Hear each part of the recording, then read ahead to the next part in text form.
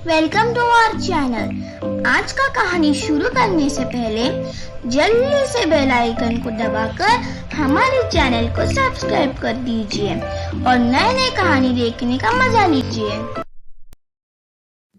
आप आ गए। रंजीत और श्रेया कहाँ है? वो दोनों नहीं आए।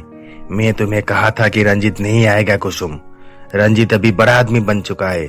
उसके पास अब अपनी माँ को देखने के लिए समय ही नहीं है। उसने कहा जब उसके पास समय होगा वो तुम्हें देखने आ जाएगा। उसने श्रेया को भी मेरे साथ नहीं भेजा। हम रंजीत के लिए पराया हो चुके हैं कुसुम, इसलिए तुम इसे देखने की इच्छा मत करो। ये बात सुनकर कुसुम रोने लगती है। मत रो कुसुम, वरना तुम्हारी तबीयत और ज्यादा खराब हो जाएगा। आज रात तुम्हारी ऑपरेशन होगा। मैं डॉक्टर से मिलकर आता हूँ, तुम आराम करो। ऐसे कहकर अशोक डॉक्टर को मिलने रूम से बाहर चले जाते हैं। अशोक के जाने के बाद कुसुम रंजीत को याद करके फिर से रोने लगती है। स्ट्रेस के कारण उसे फिर से हार्ट अटैक आती है और वो अपना दम तोड़ देती है। कुछ समय के बाद अशोक डॉक्टर से मिलकर आते हैं। कुसुम, डॉक्टर बोल रहे हैं कि आज रात 8 बजे तुम्हारी ऑपरेशन होगा। उसके बाद तुम जल्द से जल्द ठीक हो जाओगी। कुसुम, तुम सुन रही हो ना कुसुम? कुसुम, अपने आंखें खोलो कुसुम। लेकिन कुसुम अशोक के बातों का कुछ जवाब नहीं देती है। इसलिए अशोक डॉक्टर के पास जाते हैं। डॉक्टर जल्दी आइए। कुसुम अपनी आंखें नहीं खोल रही है और ना ही कुछ जवाब दे रही है।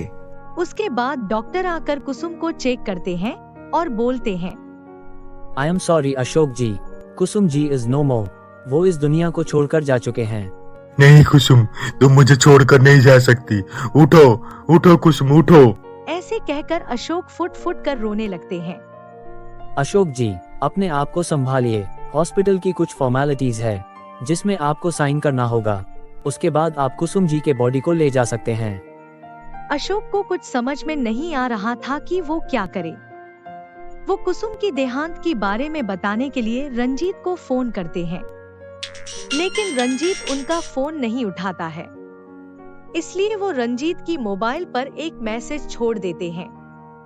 सुबह तक इंतजार करने पर भी रंजीत जब नहीं आता है, तब अशोक निराश होकर हॉस्पिटल की फॉर्मेलिटीज पूरी करके कुसुम की बॉडी को ले आते हैं और उसकी बॉडी का दाह संस्कार करते हैं। दाह संस्कार के बाद जब मैं घर लौट रहा था, मुझे होश नहीं था। तब एक ट्रक अचानक से मेरे सामने आ जाता है और मेरा एक्सीडेंट हो जाता है। उसके बाद मैं कैसे उस वृद्धाश्रम में पहुंचा, मुझे कुछ याद नहीं था। मैं अपने याददाश्त खो दिया था। अंकल, आपके साथ और आंटी के साथ बहुत गलत हुआ है। आपको तो रंजीत और माया के खिलाफ पुलिस कंप्लेन करना चाहिए। उन दोनों को सजा देनी चाहिए। नहीं रितु बेटा, मैंने उन दोनों को सजा देकर श्रेया की जिंदगी बर्बाद नहीं करना चाहता। और ऐसे भी कुसुम अपनी आखिरी सांस तक रंजीत से बहुत प्यार करती रही, उसको याद करती रही। मैं रंजीत और माया को पुलिस के हवाले करके कुसुम की आत्मा को दुख पहुंचाना नहीं चाहता। दादाजी, दादी और आपके साथ बहुत गलत हुआ है। मैं मम्मा पापा को कभी माफ नहीं करूंगी। मैं अब आपके पास ही रहूंगी, उनके पास कभी नहीं जाऊंगी। वो दोनों बहुत गंदे लोग हैं। मैं नहीं जाऊंगी उनके पास दादाजी। नहीं बेटा, ऐसा नहीं कहते। वो दोनों तुम्हारे मम्मी पापा है। अगर तुम भी उन्हें ऐसा कहोगे तो तुम में और उनमें क्या फर्क रहेगा? ऐसे कहने पर तुम्हारे दादी को भी बहुत दुख होगी ना। मैं नहीं चाहता कि जिस तरह मैं और तेरी दादी रंजीत के लिए तड़पे हैं, उस तरह वो दोनों भी तेरे लिए तड़पे। इसलिए तू मुझसे वादा कर, तू तेरी मम्मी पापा के ऊपर कभी नाराज नहीं होगी और उनके पास रहेगी। तुम तो मेरी अच्छी गुड़िया हो ना। तुम अब जाओ, कल फिर से रितु के साथ मुझे मिलने आ जाना। ठीक है दादाजी, मैं आपके लिए ही मेरी मम्मा पापा को माफ करती हूँ। मैं आपसे मिलने रोज आऊंगी दादाजी। अभी वो दोनों आपसे मिलने मुझे नहीं रोक सकते। रितु बेटा, श्रेया को उसके घर छोड़ाओ। ठीक है अंकल। अंकल, आप आपके दोस्त का नाम क्या बोले थे? और आप जो कहानी लिखे थे उसका नाम क्या था? मेरे दोस्त का नाम रामदास है और मेरे कहानी का नाम रिश्तों की डोर है। उसके बाद रोहित वहाँ से जाकर एक किताब लेकर आता है। अंकल जरा देखिए, आप जिस कहानी के बारे में बोल रहे थे ये वो तो नहीं है। उसमें आपका नाम भी लिखा है। अशोक उस किताब को खोलकर पढ़ते हैं। हाँ, ये तो मेरी कहानी है। इसमें मेरा नाम भी लिखा है। इसका मतलब रामदास ने मेरा कहानी पब्लिश कर दिया है। हाँ अंकल, ये आपकी किताब है। मैंने ये किताब पढ़ी है। बहुत अच्छी कहानी है आपकी। आपको पता है अंकल, आपके दोस्त रामदास जी मेरे चाचा जी है। उन्होंने ही ये किताब मुझे दिए थे। वो आपको बहुत याद करते हैं। चलिए अंकल, हम उनके पास जाते हैं। वो आपको देख के तो बहुत खुश हो जाएंगे। रितु, तुम श्रेया को उसके घर छोड़ाओ।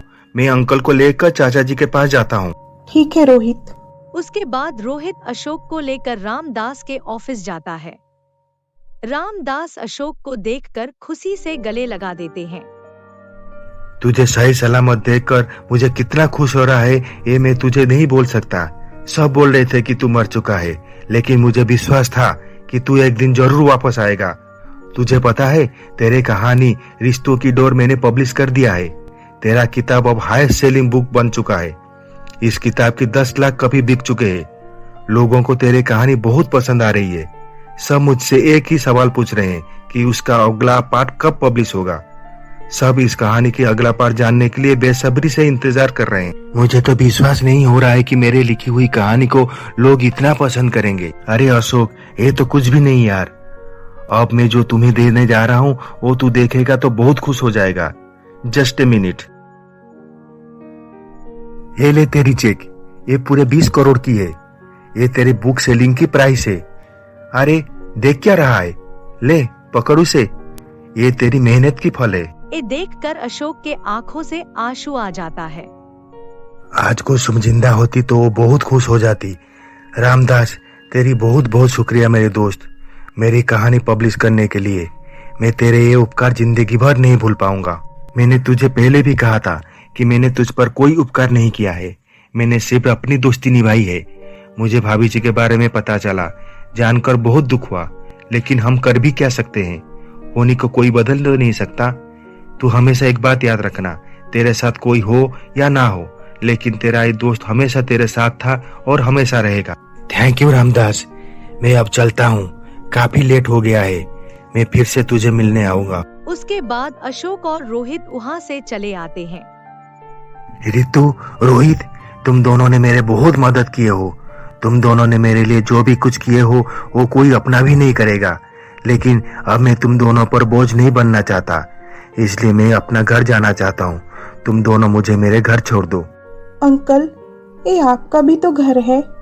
मैंने हमेशा आपको अपना पापा माना है।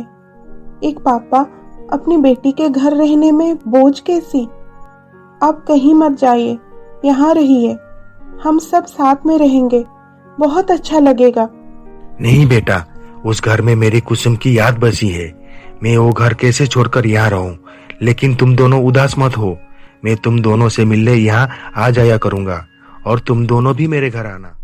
अब आगे क्या होने वाला है, जानने के लिए देखिए हमारा अगला एपिसोड।